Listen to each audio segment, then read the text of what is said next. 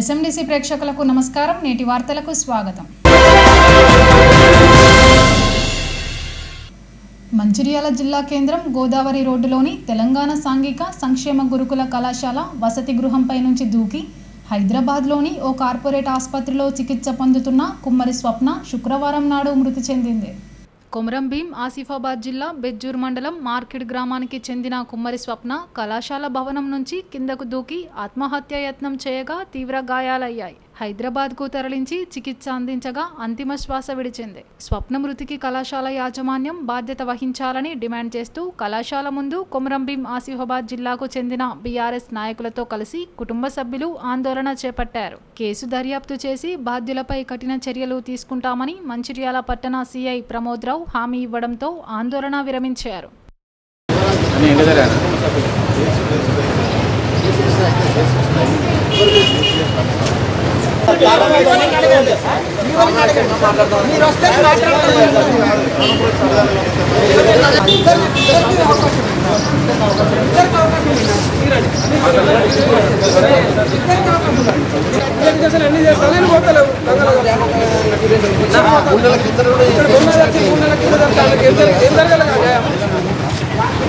Divert చేసడానికి అటు తీసుకోవడానికి ప్రయత్నం రావడం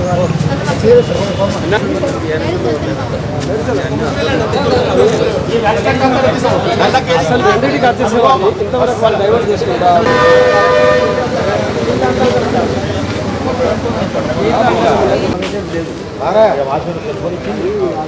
మీకు తెలుసు. మరి ఒకరోజు ముందే ఇక్కడ ఒక అమ్మాయి సిర్పూర్ తాలూకా బెజ్జూర్ మండల్ మర్తిడి గ్రామానికి చెందినటువంటి కుమ్మరి స్వప్న అనే అమ్మాయి మరి నీళ్ళ నుంచి దూకి చనిపోయిందనే వార్త వచ్చిన తర్వాత మేమందరం దిగ్భ్రాంతికి లోనైనాం. మరి అమ్మాయి చదువుకునే సమయంలో డిగ్రీ చదివే సమయంలో తల్లిదండ్రులకు మరి చేతికి వచ్చే సమయంలో ఆ అమ్మాయి చనిపోవడం చాలా విషాదకరం. ఇటువంటి సంఘటనలు ఎక్కడో జరగద్దని మేము ఆ దేవుని కోరుకుంటున్నాం. అయితే ఈరోజు ఇక్కడ వాతావరణం చూసినట్టయితే మేము వచ్చి మరి ఇక్కడ మా ప్రిన్సిపల్ గారిని అదేవిధంగా పోలీస్ అధికారులను అడగడం జరిగింది. వాళ్ళు ఏమంటున్నారంటే మాకు ఎటువంటి సంబంధం లేదు, మా నుంచి ఎటువంటి తప్పు జరగలేదు, అమ్మాయి కావాలని చెప్పి మరి మీ నుంచి సూసైడ్ చేసిందని చెప్తుంది. కానీ దీన్ని వేరే కోణాలు చూసినట్టయితే అమ్మాయికి ఇంట్లో కూడా ఎటువంటి ప్రాబ్లమ్స్ లేవు, బయట కూడా ఎటువంటి ప్రాబ్లమ్స్ లేవు. అమ్మాయిది మంచి క్యారెక్టరు, మంచి చదువులో కూడా ముందుంది. కాకపోతే ఎవరితో కూడా మాట్లాడేది కాదు, అందరితో మామూలుగా ఫ్రెండ్షిప్ చేసేది. దీన్ని బట్టి చూస్తే ఏమవుతుందంటే ఏదైతే మరి కాంగ్రెస్ గవర్నమెంట్ ఉన్నదో ఇది పూర్తిగా విఫలమైంది. గురుకుల పాఠశాలను నిర్వీర్యం చేయడానికి ప్రయత్నం చేస్తుండ్రు రేవంత్ రెడ్డి గారు. మరి ఎందుకైతే చాలా కాంగ్రెస్ గవర్నమెంట్ వచ్చిన తర్వాత సుమారు ఇప్పటివరకు 60 మంది విద్యార్థులు గురుకుల పాఠశాలల్లో కాలేజీల్లో చనిపోవడం జరిగింది. ఎక్కడ చూసినా వాళ్ళకు సరైన మౌలిక వసతులు లేవు, వాళ్ళకు సదుపాయాలు లేవు, వాళ్ళకు తిండి కూడా మంచిగా పెట్టడం లేదు. దాని మూలంగా మరి మీకు తెలుసు ఈ కాంగ్రెస్ గవర్నమెంట్ వచ్చిన 2 సంవత్సరాలల్లో సుమారు 60 మంది చనిపోయిన. అందులో భాగంగా ఈ రోజు కూడా స్వప్న అనే అమ్మాయి చనిపోయింది. ఒకవేళ ఆ అమ్మాయి మృతికి ఎవరి కారణమైనా కానీ ఈ యాజమాన్యం కావచ్చు, అదేవిధంగా ప్రిన్సిపాల్ కావచ్చు, ఇక్కడ స్టాఫ్ కావచ్చు, ప్రభుత్వం కావచ్చు, ఎవరు దీనికి కారణమైనా తప్పకుండా దర్యాప్తు చేసి దోషులను శిక్షించే దాకా మేము తప్పకుండా పోరాటం చేస్తున్నాం. ఇక్కడ మేము ఈరోజు మా ప్రాంతానికి చెందిన ఒక అమ్మాయి స్వప్న అనే అమ్మాయి మంచి చురుకైన విద్యార్థిని చనిపోవడం జరిగిందనే విషయం తెలుసుకొని ఇక్కడికి హాస్పిటల్కి వచ్చి సంబంధిత ప్రిన్సిపాల్ గారిని సంప్రదిస్తామని మేము ఇక్కడికి వచ్చిన వాళ్ళ సమాధానం కరెక్ట్ లేదు. కనీసం మాతోటి మాట్లాడే పరిస్థితి కూడా లేదు. మరి పక్కకు చూస్తే ఇంతకుముందు గతమే కాదు 2-3 నెలల క్రితం కూడా మరొక అమ్మాయి కూడా మృతి చెందిన విషయం మా దృష్టికి వచ్చింది.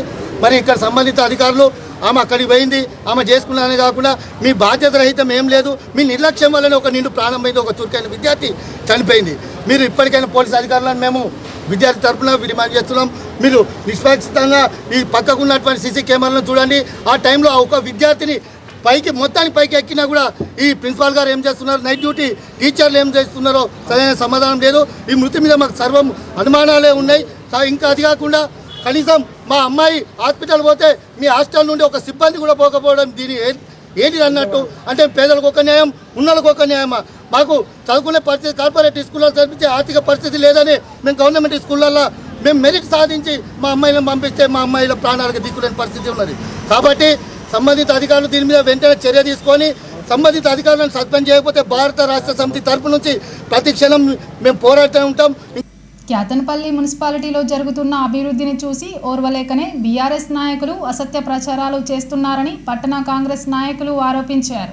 స్థానిక పార్టీ కార్యాలయంలో ఏర్పాటు చేసిన సమావేశంలో నాయకులు మాట్లాడారు. గత ఎన్నికల సమయంలో అప్పటి ఎమ్మెల్యే బాల్క సుమన్ అభివృద్ధి పనులను శిలాఫలకాలపై పరిమితం చేస్తే ప్రస్తుత ఎమ్మెల్యే రాష్ట్ర కార్మిక శాఖ మంత్రి గడ్డం వివేక్ టీయూడీఎఫ్ నిధులతో స్థానిక పోచమ్మ బస్తీలో చిల్డ్రన్ పార్క్, రోడ్లు, డ్రైనేజీ పనులు చేపించి ప్రారంభిస్తే బీఆర్ఎస్ హయాంలోనే జరిగిన అభివృద్ధి అని చెప్పుకుంటున్న నాయకులకు సిగ్గులేదా అని మండిపడ్డారు. ఫ్లైఓవర్ బ్రిడ్జి ప్రారంభం ఇప్పటికే జరిగిందని, శ్మశాన వాటిక, డంపింగ్ యార్డ్ పనులను త్వరలోనే ప్రారంభిస్తామని తెలిపారు. మున్సిపాలిటీ అభివృద్ధిపై మంత్రి వివేక్ చిత్తశుద్ధితో ఉన్నారని పేర్కొన్నారు. ఈ సమావేశంలో పట్టణ అధ్యక్షులు పల్లెరాజు, టీపీసీసీ ప్రధాన కార్యదర్శి రఘునాథ్ రెడ్డి, జిల్లా అధికార ప్రతినిధి వడ్నాల శ్రీనివాస్, నాయకులు కనకరాజు, గోపురాజం, ప్రేమ్సాగర్, సురేష్, రాజయ్య, రవి, అనిల్, రాజ్ కుమార్ తదితరులు పాల్గొన్నారు. అభివృద్ధి కార్యక్రమం చేయడం జరిగిందో మంత్రి గారిలో దాని మీద ఇది ఎప్పుడో బాల్క సుమన్ తెచ్చిందని చెప్పడం జరిగింది. అదే కాకుండా అది ఎప్పుడు తెచ్చిండు అసలు అది మీకు తెలిసి ఉంటే కలెక్టర్ ఆఫీస్కి వెళ్ళి తెలుసుకో. డిఎంఎఫ్టి ఫండు అది ఆపడం జరిగింది. ఆపిన తర్వాత మంత్రి గారిలో మళ్ళీ కలెక్టర్ గారితో మాట్లాడి మళ్ళీ రిలీజ్ చేయడం జరిగింది. అది తెలుసుకోకుండా మీరు ఇష్టం వచ్చినట్టు మాట్లాడుతున్నారు. మీరు ఏం చేసిండ్రయ్యా? 18 ఏళ్ళైతే మేము కలిసి అంతకుముందు నువ్వు ఏం చేసినావు? మరి రోడ్డు తీసుకురాలే, నువ్వు వేసిన శిలాఫలకాలు ఇక్కడనే ఉన్నాయో ఇవి అభివృద్ధి చేయలేదు. అదే కాకుండా అట్లా అనుకుంటే 2011లో వివేక్ వెంకటేశ్వర గారు ఎంపీగా ఉన్నప్పుడు రైల్వే వంతెన ప్రారంభం చేయడం జరిగింది. దానికి నువ్వు కొబ్బరికాయ కొట్టలేదని అడుగుతున్నా. అదేనా మీ జాగిరా, మీ అమ్మ జాగిరా అని అడుగుతున్నా. ఎవరు గవర్నమెంట్ ఉంటే వాళ్ళు చేయొచ్చు, దాన్ని నువ్వు తెలుసుకొని మాట్లాడు. అలాంటి పిచ్చి పిచ్చి పబ్లిక్ను తప్పుదో పట్టిస్తే దానిపైన చర్యలు తీసుకుంటామని ఇంకొకసారి కనుక మీరు మాట్లాడినట్లయితే దాని మీద మీ మీద తప్పకుండా చర్యలు తీసుకుంటామని తెలియజేస్తున్నాం. కార్మిక ఉపాధి కల్పన, ఫ్యాక్టరీస్ అండ్ ట్రైనింగ్స్, అదేవిధంగా మైన్స్ అండ్ జియోలజీ మంత్రివర్యులు, కార్మిక బంధువు కాకా వెంకటస్వామి గారి వారసులు వివేక్ వెంకటస్వామి గారు మొన్న జరిగినటువంటి కేతపల్లి మున్సిపాలిటీలో పలు అభివృద్ధి కార్యక్రమాలకు ప్రారంభించడం జరిగింది. అయినటువంటి కార్యక్రమాలను ప్రజలకు అందుబాటులోకి తీసుకురావడం జరిగింది. ఆ తీసుకొచ్చేటువంటి సందర్భం లోపల ఆ ప్రాంతంలో ఏ నిధులతో ఏమేమి పనులు చేశాం, ప్రజలకు ఏ విధంగా సౌకర్యార్థం ముందుకు పోతున్నామని చెప్పేసి శిలాఫలకాలను ఏర్పాటు చేసి ఆ శిలాఫలకం ద్వారా ప్రజలకు చెప్పే విధంగా మేము కార్యక్రమం తీసుకుంటే నిన్నటికి నిన్న కొంతమంది అవగాహనలోకి ఉన్నటువంటి నాయకులు, తెలిసి తెలియనటువంటి నాయకులు, గతంలో వాళ్ళు కాంగ్రెస్ పార్టీలో ఉన్నప్పుడు ఆ పార్టీలో ఉన్నటువంటి ఆనాటి ఎమ్మెల్యే మీద ఏం మాట్లాడిలో వాళ్ళు ఆత్మవిమర్శనం చేసుకోవాలి. ఒకసారి ఎందుకు ఆత్మవిమర్శన చేసుకోవాలంటే ఆ రోజు ఆ సందర్భం లోపల కాంగ్రెస్ పార్టీ పక్షాన ఉండి ఆ నాయకులు చేస్తున్నటువంటి అక్రమాలను, ప్రజా వ్యతిరేక విధానాలను ఎండగట్టినటువంటి నాయకుడు తన సమయం సందర్భం కోసం ఆ పార్టీలోకి పోయి ఈరోజు ప్రజల కొరకు, ప్రజా సంక్షేమం కోసం, ప్రజా అభివృద్ధి కోసం పాటుపడుతున్నటువంటి మా నాయకత్వం మీద, మా ఎమ్మెల్యే గారి మీద, మా మంత్రి గారి మీద అవాకులు చవాకులు పెంచేటువంటి ప్రయత్నం చేస్తున్నారు. మీకు ఒకటే అడుగుతున్నాం సూటిగా, మీకు ఆత్మవిమర్శలకు వదిలేస్తున్నాం. ఒక్కసారి మీరు ఆత్మవిమర్శనం చేసుకోవాలి. ఇవాళ మేము ధైర్యంగా చెప్తాం. మీరు 2019 3/11 తేదీన 3వ తారీఖు 11 నెల 2019లో స్థానిక సంస్థల ఎన్నికల ముందట 25 కోట్ల రూపాయలతోని టీడీఎఫ్ఐ తెలంగాణ అర్బన్ డెవలప్మెంట్ కార్పొరేషన్ నుండి ఈ రామకృష్ణపురంలో మౌలిక సదుపాయాల కోసం, ఎలక్ట్రిసిటీ కోసం, కాలువల కోసం మేము రోడ్లు, భవనాలు ఏర్పాటు చేస్తున్నామని చేసి హంగామా సృష్టించి కొబ్బరికాయలు కొట్టి 14 శిలాఫలకాలు వేసిండే ఆనాటున్నటువంటి ఎమ్మెల్యే. ఆ రోజు మీకు గుర్తు రాలేదా? 6.5 సంవత్సరాలు దాటింది. మీరు ఆ రోజు తెచ్చినటువంటి ఫండ్ ఒక్కటి కూడా మీరు ఇంప్లిమెంటేషన్ చేయలేకపోయారు. కేవలం పబ్లిక్ను మభ్యపెట్టడం కోసం, ప్రజలను మోసం చేయడం కోసం, ఆ మోసం ద్వారా ఓట్లు తీసుకొని మున్సిపల్ ఎన్నికల్లో గెలిస్తే మున్సిపల్ వచ్చినటువంటి బడ్జెట్ను ఒక హైదరాబాద్ పెద్దదానికి కట్టబెట్టి 15% నుండి 20% పైసలు తీసుకున్నటువంటి చరిత్ర మీది. మీరు దాన్ని గుర్తుపెట్టుకోవాలి. మీరు ఆ రోజు ఒక కౌన్సిలర్గా ఉన్నారు. అదేవిధంగా ఆ రోజు ఉన్నటువంటి కౌన్సిలర్ అందరూ మేము ఒకసారిగా ప్రశ్నిస్తున్నాం. మీకు ఒకటి గుర్తుపెట్టుకోండి, మీరు ఏంటంటే మీ జనరల్ బాడీ మీటింగ్లో ఈ సమస్య మాకు కావాలి అని చెప్పేసి ఎమ్మెల్యే గారి దృష్టికి తీసుకుపోయినటువంటి దాఖలు ఉన్నాయా అని అడుగుతున్నాం. ఎన్నడూ కూడా మీరు తీసుకోపోలే.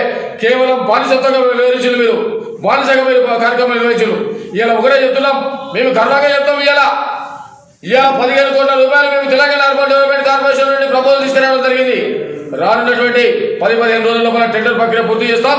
తప్పకుండా మౌలిక వసతులు ఏదైతే ప్రజలకు కావాలో దాన్ని ఏర్పాటు చేస్తాం.